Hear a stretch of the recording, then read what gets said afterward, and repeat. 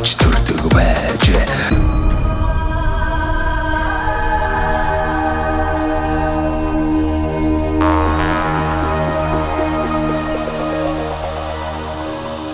Монголчуудаа Монгол их орныг нь танилцуулах зорилготой Монголын хамгийн үзэгчтэй Сумдаа сайхан амьдрын нэвтрүүлгээ Дундгов аймгийн Говь Ухтаа сумаас нэвтрүүлгээ бэлтгэх гэж байна. Ингээд Ухтаал чамд нь хошооны дарга Амгалан ахтайгаа уулзч байна. За танд энэ сайхан өдрийн минь төргий. Энэ Говь Ухтаа сум маань бас ямар онцлогтой, ямар сайхан сум болох талаар бас өөрийнхөө одоо туулж өнгөрүүлсэн амьдралын талаар сайхан хоёулаа хууч өрьё. За баярлалаа. Өглөө өгд өдрийн сайхантай өчрч өдөр хүний сайхантай одоо өчрөх энэ тавилангаар манай сумд энэ Сумдаа сайхан амьдрах нэвтрүүлгийн баясгалантайгаа ингээд уулзж байгаад өнөөдөр сайхан бэлэгдэн бэрэлттэй өдөр байна. За монголчуудын тэр тусмаа одоо настай улсуудын хувьд бол үздэг одоо шимтэн үздэг одоо цөөхөн нэвтрүүлгийн нэг нь бол танай нэвтрүүлэг байдаг. Тэгээ манай аймагт одоо зочилж би саяхан фэйсбүүкээс цагаан дэлгэр сумд нэвтрүүлэг очсон байна гэж яагаад тэгээд дөнгөж сая орж ирлээ. Тэгээд өөртөө ч уулзсантай их баяртай байна. За тэгэхээр би малын эмч хүн байгаамаа. Мал аж ахуйн одоо салбарт 42 жил одоо ажиллаж байна. За төрийн захиргааны байгууллагт 6 жил ажилласан. Бусдаар бол яг малын эмнэлэг малчтынхаа энэ 5% мал амтны төлөө өөрийн сурсан мэдсэн зүйлээ бусдын одоо сайн сайхан амьдралын их үүсвэрлсэн мал сүргээ эрүүлжүүлэх, урдчлан сэргийлэх мал аж ахуйтай холбогдсон одоо бүхэл арга хэмжээнд заавар зөвлөгөө өгөх одоо настай хүнчүүлсэн одоо тэгээд залуучууд зөвлөх болж байгаад нь одоо урам хайрлах болохгүй байгаа дутагдaltaй юунд нь бас өөрийнхөө хэлэх үгийг хэлж бас ажил амьдралыг зохицуулах энэ л одоо үүднээс ажилдаг да. За манай сумын хувьд бол Улаанбаатараас 160 гаруй км, аймгийн дүүсээс 110 км, Говьсүмбрээс 86 км, Дундгов аймгийн зүүн талын бүсийн төвд оршдог хойноос урагшаа чиглэсэн нутаг дэвсгэртэй. За Говь Ухтаа сум 1924 онд байгуулагдсан. Энэ жил түүхэд 100 жилийн ойгоо тэмдэглээд өнгөрлөө. Нэрийн хувьд манай Говь Ухтаа ер нь ажиллаж газар өөрийнхөө дахиж шүтдэг уул ууныхоо нэрээр нэрлсэн байдаг. За их Ухтаалын уул, бага Ухтаалын уул гэд хоёр ихэр хоёр уул холын холоос хөхрөн харагддаг хоёр сайхан уул байдаг. Тэр уулаараа нэрлсэн. За Говь гэдэг маань Говь Ухтаа гэдэг нэрийг яагаад өгсөн гэхээр манайх Төв аймгийн сум байсан. Хоёр Ухтаа сум байсан. Тийм учраас урд талынхаа сумыг одоо Говь Ухтаа гэж Ухтаа цайдмаасаа ялгагдах нэрээр нь одоо нэрлсэн ийм түүхэн баримт бичиг байдаг юм аа. За тухайн суманд бол одоо гол эдийн засгийн үндэс нь бол мал аж ахуй. 5 төрлийн мал байж байна. За жилийн эцсийн өнгөрсөн оны жилийн эцсээр бол 186 мянган мал тавлагдсан. За энэ жил 50 мянган төлөө авсан. Ингээд 230 гаруй мянган малын эрүүл мэндийн асуудлыг хариуцсан Ухтаал Чандман хоршоо гэж хоршооны зохион байгуулалтаар байгуулагдсан мал эмнэлэг. Мал эмнэлэгдээ хөгжлөгдөд 1999 онд засгийн газрын шийдвэрийн дагуу хөгжлөгдөж энд ажиллаж байсан эмч нар явсаа. За өнөөдрийн байдлаар бол малд урдчлалын сэргийлэх бүхэл арга хэмжээгээ 105%-аар биелүүлж байна. За Монгол оронд одоо зөнхлөн тохиолддог гоцолдогт өвчнөөс урдчлан сэргийлэх вакцинжилт хавар шүлгийн вакцины бүх хүүхртэй хийлээ. Намар бүх хондоо цэцгийн вакциныг хийлээ. Одоо мялзангийн вакцин гэж бүх хонь ямаандаа хийх энэ ажил одоо эд явагдаж шавтрах шатандаа явагдаж байна. За говьхтал сумын онцлогийн хувьд бол Боржгон Цэцэн ангийн хушууны хамгийн баруун захын одоо сум Боржгончууд бас Боржгончууд одоо гол одоо юу бол Боржгоны удам судар явдаг. Хамгийн баруун талын сум Боржгон нутаг маань 5 баян уулын дунд явдаг. Хамгийн баруун хойд талын баян уул манай энд байдаг. Тэгээ баян тахилгатай бол тий. Баян уул үгүй. Ухтаалын уул аймгийн тахилгатай их Ухтаалын уул. 2004 онд аймгийн дарга Төрбат тухайн суманд засаг дарга ирж хөдөлмөрчтэй уулзахад манай хамгийн анхны тахилгатай бол Дэлгэр хангаа уул байсан. Тэгээд би бас өөрийнхөө уулыг бас аймгийн тахилгатай болох гэсэн гэдэг ийм одоо хүсэл дотор одоо байж байсан. Тэгээ аймгийн даргатай уулзаа хөдөлмөрчдийн цуглаан дээр зүүн талын одоо талын твшнээс дээш 1724 м өргөгдсөн ийм уул дээр үесээ олон зуун жил одоо тахисан ийм уул энэ үнийг одоо аймгийн зүүн талын бүсийн голд байрлалд учраас аймгийн тахилгатай уул болгож өгөөч гэсэн ийм хүсэлтийг би гаргаж тэгээ энэ үний үндсэндээ 2004 онд манай их Ухтаал уулыг аймгийн тахилгатай уул болгож өгсөн. Уул бол 2 жилд нэг удаа аймаг, нэг жилд нь сум орон нутаг баг багаараа хуваарлж уулаа тахидаг. Эртний уламжлалтай энэ уламжлалынхаа өвгдөөс ирсэн тэр тахилгын сан судруудыг сэргээн засч сайхан өвлж аваад лам хургууд маань ахмадууд маань байсан. Тэгээд залууламнаар маань шавилж багш шавын холбоотой болоод жил өгöd одоо зуны ихэнх сард авахтаач тахдаг ийм түүхэн уламжлалтай. За тахдаг уулуудын хувьд бол манай баруун талд их газрын чулууны баян уул гэж бий. За тэрүүний тахдаг.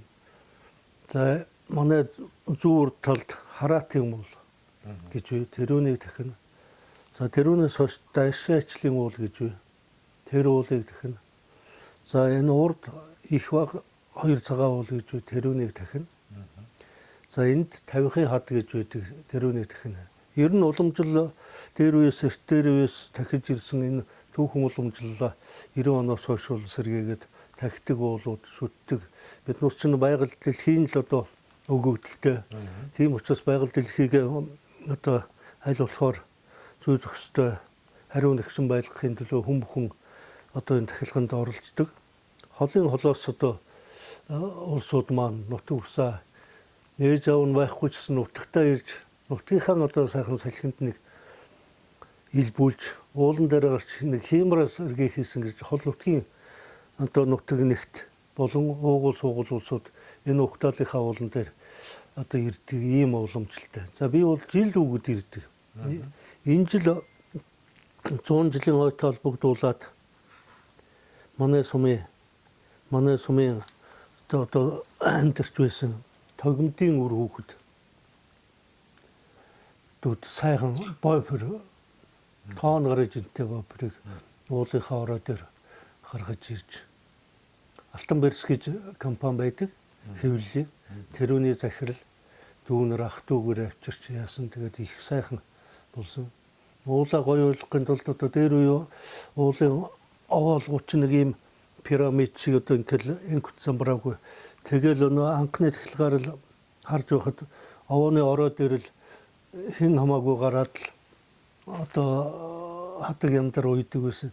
Тэгээ аймгийн тахилгатай болгоход би аймгийн сумын засаг дарга нэм сүрэнтэйгээ хоёулаа хэдэн залуучуудыг авч яваад гэрийн бүрний чиний газар засч яваад овоолгын бүр хүн дээр нь гарахааргүй сайхан шивэлж идэ шиг өрж инкэж хатаг яндруудыг сүлжиж тэгээд өнөө хатаг яндраа хэдэн шум босгоо тэрүүндээ одоо бэхэлдэг ийм болсон.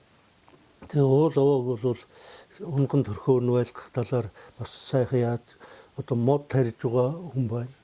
Улаанбаатар хотод сууж байгаа Юндэн гэж манай нутгийн хүн одоо хэдэн сайхан хайлаас тарьсан тэр нь одоо сайхан ургаж байна. Зарим улсууд тарга авчир тавих гэсэн гэж хүртэр байж байна. Тэгээд энэ ганцуудын байдлаас болоод гүйлс нэлээд их сайхан ургадаг байсан. Хавар бол сакура шиг л байдаг байсан. Одоо нөө ганцуудтай холбогдуулаад нэлээд идэгдсэн иймэрхүү л байх юм. За нутгийн одоо хувьд бол энэ жил 100 жил маш сайхан дэлгэр сайхан зам боллоо. Хотой бол устай, хонхой бол устай, хотой бол ногоотой. Одоо тэгээд сайхан ногоонороо бараг дарагдлаа да. Саяын цас бол их 2 дахь цас орлоо. Тэгээ энэ үлийн манай сумын бас нэг онцлог байдгийг намрын дунцрын тэргэл сартай шүн шинжин тэнгэр хангай дээр 3 одоо гол уулан дээр их ухтаалын уул, баг залаагийн уул, хараатын уул гэсэн ийм 3 уулан дээр гарч шинждэг. Дээр үес манай ард иргэд ахмадууд маань одоо шинжиж байсан. Энүүнийг одоо улбаалаад дармын бор мөрдлөгийн баасан зөвж одоо 2 маань голлоо жимээ, буянгийн жимээ гэдэг улсууд адамчаа гэж өгөм эднүсийн одоо шавнаар одоо хөрнө гарч одоо байгаль дэлхийг яаж энэ одоо хатуу уул ширүүн хаврыг одоо гар цохирол байхтай давах боломж юу вэ гэдгийг одоо шинжиж тэндээ үүдтэй байна. Эндээ одоо цасны байдал иймэрхүү байна. Өвөлдөө ингэж урах нь хаврдаа ийм багцаа одоо ийм таамаг дэвшүүлдэг. Энэ ёсоор л болж явах шиг байна. 10 сарда нэлээд хур томцтой байна. Тэгээд дулаавтар 11 сар 12 сарда дулаавтархан байна.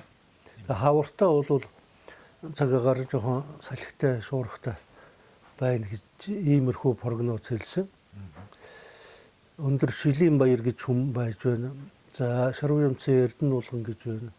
Даваадоржийн 5 жин гэж аюурын лав гэсэн ийм одоо улсууд зөнклөв одоо яадаг. За энэ дээр бол цаг уурч гавьяат шагдар сурангаа мөн ирж одоо бас өвлийн одоо шинжийг бас малчтайгаа хүүрнэдэг. За энэ жилийн хувьд бол шагдар сурангаа маань ирж ажилттай байгаад ирж чадсангүй. Сайн нэг уржигдэрхэн малчин телевизийн тэр нэвтрүүлгийг харж ирсэн. Шагдар сурангаа гэхдээ энэ дунд говийн шинжээчдийн яриаг бол бас нэвтрүүлгээр ярьж илээ шүү. Тийм. Энэ жилийн прогноз юм байна. Энэ цаанаасаа бас сансрах хиймэл дагуул энэ салхи юуныхаа юугаар яасан ер нь таарж ин л гээл ярьж исэн. Шагдар сурангаос. Тийм. Гэхдээ л өвөл бол өвөл шүү дээ. Өвөл одоо бороо орохгүй, өвөл ногоо ургахгүй тийм учраас одоо тайвширч болохгүй. Цаг бол байдгаараа л байна. Тийм учраас өвлийн бэлтгэл гэдэг юм одоо маш чухал. Энэ үнд одоо тайвширч одоо яаж болохгүй. Энэ үнийг бол одоо манай малчин төм нэлээ яаж. За ер нь одоо ноднын бол манайд бас харьцангуй гайгүй байсан. Энэ жилийн үед бол бүр одоо сайхан өвсний үед бол отор нүүдэл дундуу тэржгээр нүүдэг байсан шүү дээ. Манай сумыг дайраад л одоо зүүн хойшоо зүүн чигээ зүүрх шаа энэ нүүд их нүүдлүүд явдаг байсан. Сүүлийн 2 жил бол нүүдэл гайгүй байх гэж бодож байгаа. Тэгэл яах. Яг одоо энэ танаа сумын хувьд ер нь мал аж ахуйдаа ямар мал илүү тааламжтай бүс нутаг вэ? Ямар мал аж ахуй зөнхөлж байна? Эний одоо бас чанарыг сайжруулах тал дээр бол та бол одоо бас олон 10 жил ажилласан хүн баг. Бас энэ талаас ярив. За тэгэхээр манайх хонь дээр үес одоо ерөөсө хонь голсон ийм юу л дээ. Төв аймгийн урд талын сумдууд Баян цагаан дэлгэр манайх богдын одоо хоньны сүрэг одоо энд байсан. Тэр удмаараа тэр өгшлээрээ одоо хонь нь бол голчилж байдаг. Ер нь одоо нийт мал сүргийн 90% нь бол бог мал. 500 хэдэн тэмээтэй 1-4 гаруй өхөртэй 5,000-аад адуутай ийм юу. Ер нь одоо байгаль цагаагаарынхаа энэ бүс нутгийнхаа тал хэрийн нөхцөлд бол бог мал одоо хамгийн тохиромжтой гэж тааламжтай гэдэг. энэ ч утгаараа манайхан бол ер нь богмол их төлхөө одоо өсгөж байна да. За адууны хувьд бол адуу бас гайгүй л өсөж байсан. Гэхдээ урт төлөм бол зуд зурхан болдог. Ган зудтай байдаг. Урт төлөм бол одоо малхад одоо нэг л шөнийн дотор өндөр шил 100 гаруй км л явцдаг. Нүр хоргомоотой.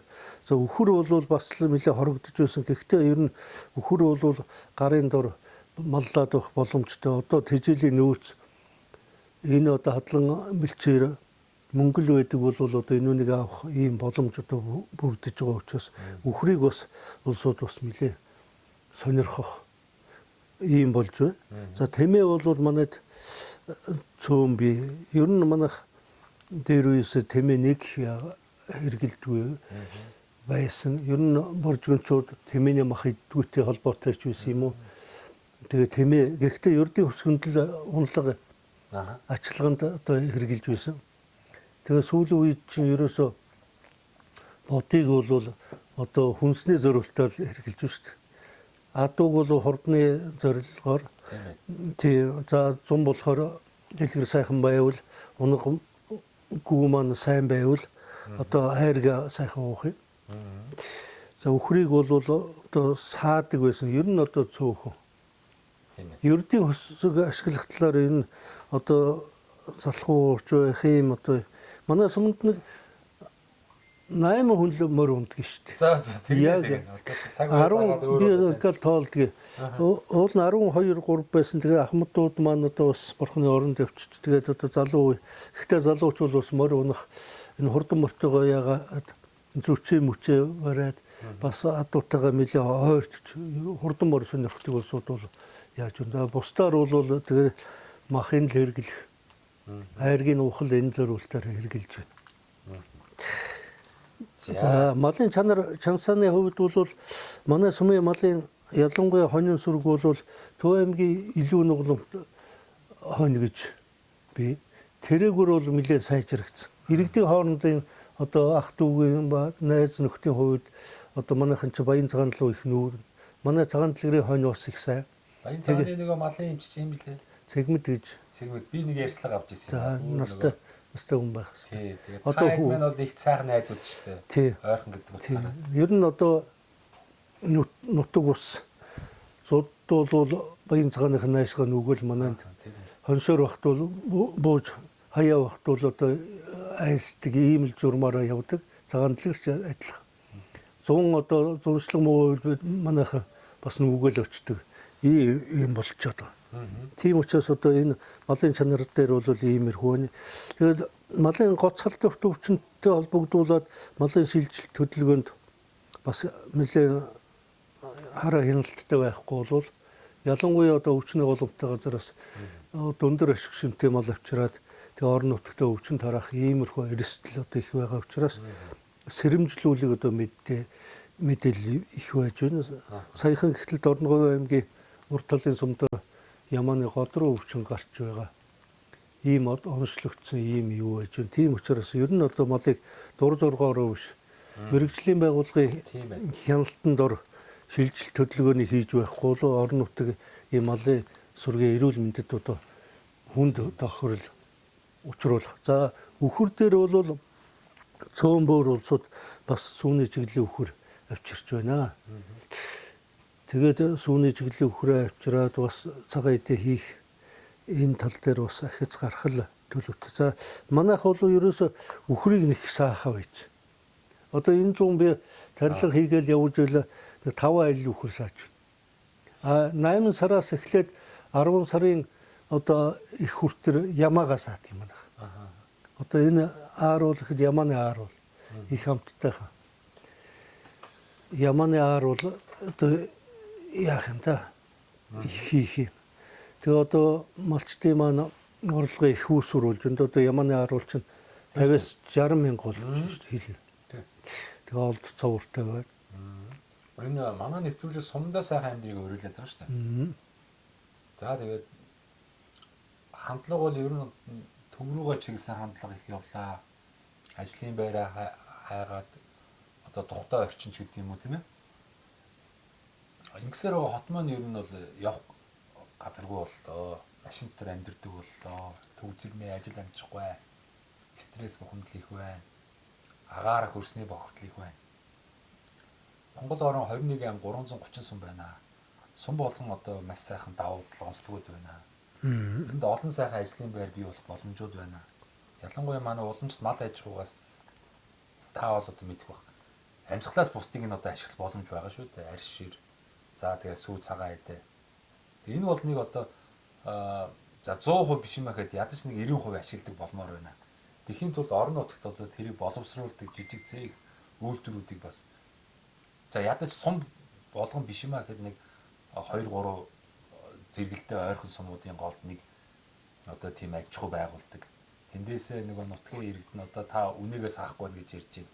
Тэр үнээгээ сайхан 100% ашиглаад үнээ саа суугийг аваад тийм ээ. Тэрийг одоо энэ орчин үеийн технологитой холбогдуулаад шингэн болон одоо хатаасан сүү цагаагаа боловсруулдаг.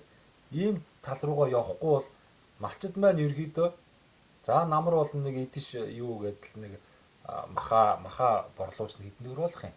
За нэг хавартаа нэг ноолоороо самнаж хэднэр болох юм. За тэгээ нэг ноос за нэг хэр тааруу нэр бас нэг найш чааш нь одоо хоршоо ченжүүдтэй өгөх юм. За бусдаар бол ингээд нөгөө энэ их хөдөлмөрөө бас 100% одоо ашиглаж чадахгүй ингээд үнгүүдэх хандлага харагдаад олон жил явлаа. Энийг засаж залруулахын төлөө одоо яах ёстой вэ? Зарим сумын удирдлагууд ард иргэд малчин ард иргэд маань бас тийм санаа дэвшүүлээд байгаа. Хуучин нэгдэл гэдэг шиг. Хуучин нэгдэл бол одоо ингээд сумын бүх хүмүүс малынхаа одоо ашиг чим норматив тогтоогоод ингээд цуглуулад тэрийгээ бөөний баазаараа дамжуулаад ингээд дотоодын үйлдвэр цаашлах юм бол угаагаад боловсруулаад гадны стандартад нийцүүлээд гадагш нь гаргадаг гэсэн. Энэ тогтолцоог орчин хэлбэрт яаж оруулж болох вэ? Ийм гарц гаргалгаа байна уу? Ер нь сум болгон 330 сум болгонд одоо хувьцаат компани ер нь байгуулад өгч болдгоо юм уу?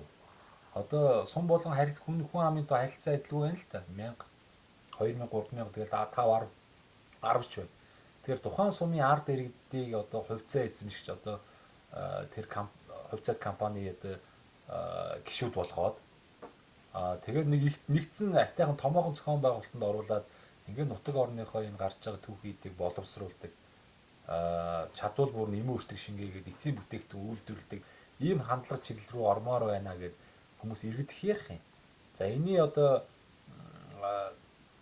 боломжит хэлбэрээр одоо төр засгийн дэмждэг юм уу, аймгийн дэмждэг юм уу, анхан шатны хөрөнгийн босгоход нь улсаас одоо 330 сумдарын одоо хөрөнгө өгдөг юм уу, эсвэл тухайн сумын ард иргэдийг цоон байгуулалтанд оруулаад мөнгөтэй мөнгөөрөө малтай малаараа нэгдэж нийлээд ингээд тухайн сумын онцлогтой таарсан тэр бараа бүтээгдэхүүн түүхийдээ ингээд ашиглаж ингээд ажлын байрыг бий болгоод ингээд сайхан амьдрмаар нэгсэн санаануудыг их хүмүүсийг дэвшүүлэх юм.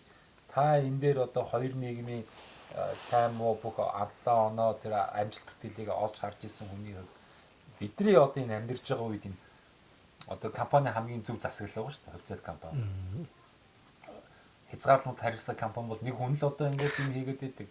Яг ард иргэд олон нийтэд бодох юм бол одоо хуучин нэгдэл гэдэг шиг хувьцаат компани зохион байгуулалтанд оруулаад ингээд 330 хувьцаат компаниг сум болгон дээр байгуулад өгөх юм бол улс орны эдийн засагт одоо ямар хэрэгтэй вэ лээ. Тухайн орнот ажлын байр тийм ээ. Одоо энэ малын түүхийд одоо ингээд хаягдж байгаа нөхцөл бол маш их одоо сайхан боломжууд байна гэж яриад байх юм. Та энэ дээр бас энэ олон жил нутаг сум орон нутагтай байсан хүний ямар гарц гаргалгаа байж болох вэ? Үзэл бодлоо хэлээч. За тэгэхээр хуучин нийгмийн үед, социалист нийгмийн үед хөдөө аж ахуйн нэгдэл гэдэг маань асар их хэмийг авч явж байж. Энэ бол экспортын одоо гадаад гарах ариун их нөөц байж тээ. За өнөөдөр 70 сая малтай. Тухайн үед нэг 20 хэдэн сая л байсан шүү дээ. Одоо 3 дахин их өсчлээ. Энэ хөдөө аж ахуйн гаралтай бүтээгдэхүүн 3 дахин их өссөн. Гагцхүү энүүнийг одоо үйлдвэрлэх, тэрүүний бэлдэх, тэрүүнийг юм болгож нэмэн өртөг шингээж гаргах л асуудал. Би ингэ боддгийг. Одоо бүх төрлийн арьс шир ямар ч үнэгүй болчихлоо. Гэхдээ энүүний чинь сайхан давслаад тэр гадаадд одоо гадаад их юу ах вэ? Энүүхэн урд хөршөө шүү дээ. Тий. Бид нас одоо энэ хятад руу тэр одоо гайлын энэ одоо зарим дотооддоо үйлдвэрлэлүүд нь хөгжиж чадахгүй бол түүхийгээр нь гаргасан ч яадаг. Тийм шүү дээ. Одоо өнөөдөр бойн дээр ихтэл манай энэ дээр нэг бой хийдэг. Одоо цус тэржгээр хаягдчих. Тэр гэдэс дотрын юмнуудыг бол хэдэн 5 цулын аваад тэгэл хайж байна. Өлөнг нэг юм чүү чайл авчих шин.